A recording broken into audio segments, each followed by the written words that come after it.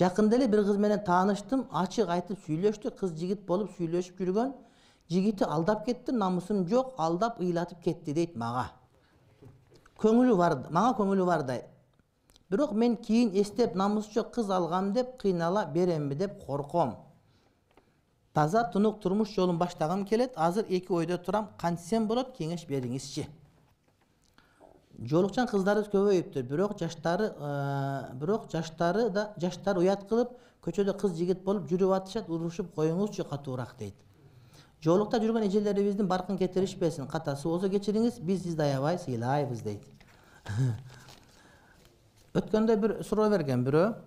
Мен ошол авиринен ажырап калган кызга үйлөнсөм болобу деген суроо экен. Биз болот деп жооп бергенбиз. Анткени ар кандай кокустук болуп калышы мүмкүн.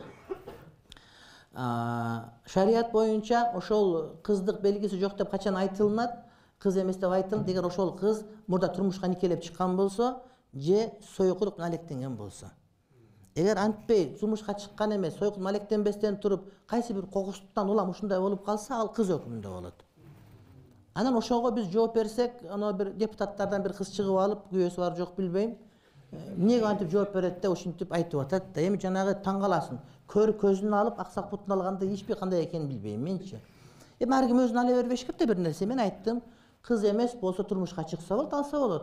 Анан бирок кээде кыз эмес дегенде биздин шарият өкүмүндө урматтуу бир туугандар, бул же сойку деген, же деген мурда күйөөгө тийип чыккан деген сөз да. Мурдага күйөөгө тийип чыккан ал жубан деп айтылат да, кыз эмес деген шарият өкүмүндө бул мурда сойкулук кылып жүргөн деген маани келип чыгат. Анткени жөн эле кыз эмес болуп, кокустан болуп, же көчөдө бир зорттоп койгон болсо бир жолу мисалы үчүн, анда кыз өкүмүндө болот да.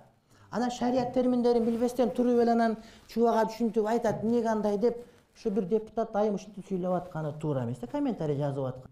Илгери бирөө сүйлөп жанагыдай сокурдун тилеген эки көз десем, бир көз аз чыгып алып, эмнеге ушинтип айтасың деген эле. Дан ошентип кээ бир адамдарга кээ бир нерсе тийип кетет окшойт да.